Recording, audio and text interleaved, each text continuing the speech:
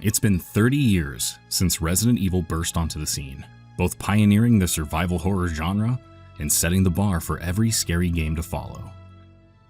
I was first exposed to the series in the late 90s, playing RE2 and RE3 with my cousin, and owned my first copy of the game, Resident Evil 2 on the N64, in early 2000. Ever since, I've been infatuated with the setting, atmosphere, music, characters, story, and of course, the guns. In celebration of this milestone anniversary, I decided to showcase my Resident Evil collection. It's not as large as you might think, but it's more about how you use it, you know? And to be honest, most of the money I'd spend on collector items tends to go to the gun budget. So on that note, let's start with the guns. Here's my Samurai Edge build. I based it on Jill Valentine's custom sidearm and started building it around 2014 or 2015. It has evolved over the years as more things became available to me. If you want to check this pistol out more in depth, I do have a video about it on my channel. This is the VP70Z, the civilian version of the VP70 that Leon sports in RE2. It's been known as the Matilda in various RE games and is one of, if not Leon's, signature gun. I won't go into the extensive history of this gun right now, but it is one I've owned for several years and just haven't gotten around to making a video on yet. Look forward to that in the future. A gun that needs no introduction, here's my Desert Eagle. This is another gun I haven't done a video on. I've had this thing for probably 6 or 7 years. It's a polished chrome IMI Desert Eagle in 50 AE with a production date of 1998, something I was very excited about. This is basically the exact gun used in the original Resident Evil 2, just without the wooden raccoon police grips. Although I do have those medallions, so look forward to more on that. The Calico M100P, famously dual-wielded by Claire in Code Veronica.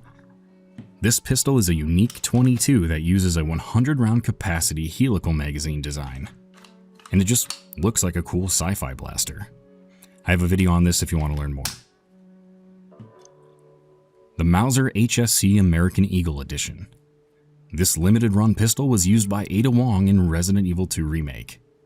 Sleek, sexy, a perfect little spy gun. Check out my vid on it for more. This next one is debatably a Resident Evil gun, but it's the Makarov. It's a classic Russian design that uses the 9x18mm Makarov cartridge, seen in Resident Evil 7 and Revelations 2. Last but not least, it's my M4 build from Resident Evil 3 Nemesis. I don't currently have it configured that way because, well, it's impractical, and I hate messing with the handguards, so it's still close. Instead, have a picture of what it does look like when it's set up, or watch my video. I'll also include some pics of other Berettas I own with some RE flair to them.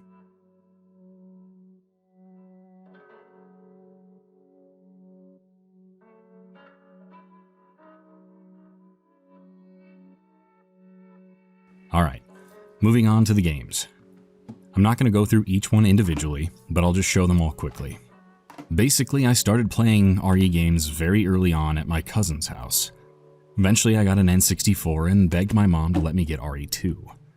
Thankfully, she was a pretty cool person when it came to letting me consume M-rated or R-rated things. After that, I started collecting and playing the games over the years.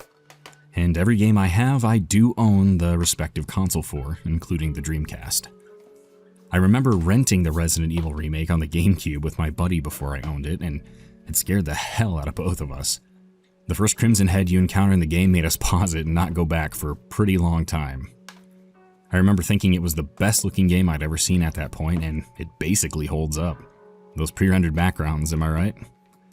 Anyways, at some point, probably in the mid-2010s, I started going away from consoles and leaned into PC gaming more.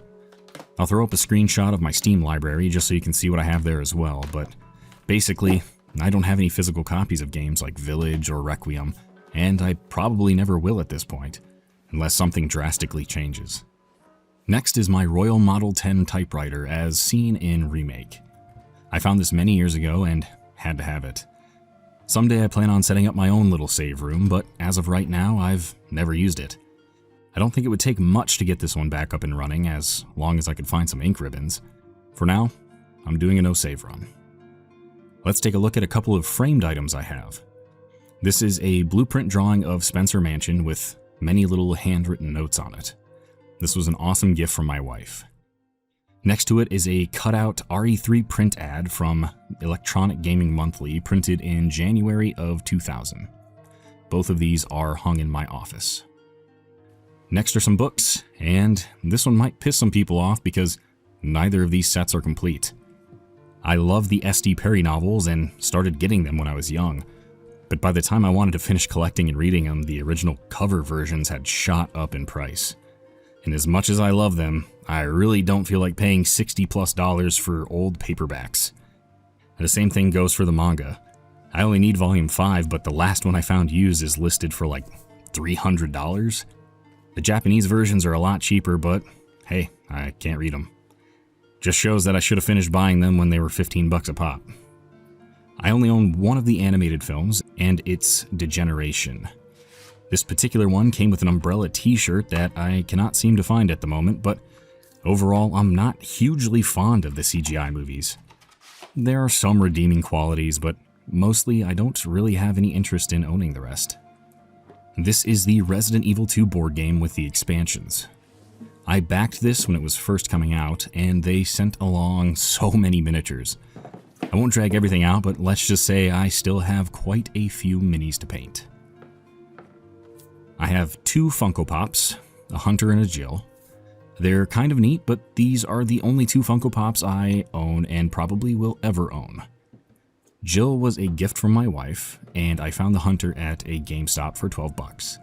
A lot like the books, these have also shot up in price ridiculously. Speaking of Jill, here's the statue from the RE3 Remake Collector's Edition. I never managed to snag any of the other collector's editions or statues, but I am glad I got this one.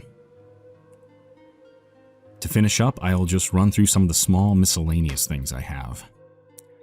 Here are my stars patches you may have seen in other videos. I've never put them on anything, but for now they just serve as photography elements. I have this stars pin badge that was released a few years back, and it's a pretty cool collector's piece. I also have 2 ink ribbon canisters and 1 ink ribbon 3D printed piece I made and painted a while ago. Here's a first aid spray that's actually a disinfectant spray. The first aid spray and the ink ribbon canisters were actually gifts as well from a friend of mine who really knows that I like Resident Evil. And then the last little weird thing I have is this tin of Outbreak mints I found at a candy store a long time ago. Never opened. So yeah, that's basically it. Not a huge collection, but I like what I have, and I wouldn't personally want an entire room dedicated to RE merch, especially when I could use that room and dedicate it to RE guns, right? If you watched all the way through, I really appreciate it. Feel free to ask any questions below, and I'll do my best to answer them. Happy 30 years of Resident Evil. Until next time.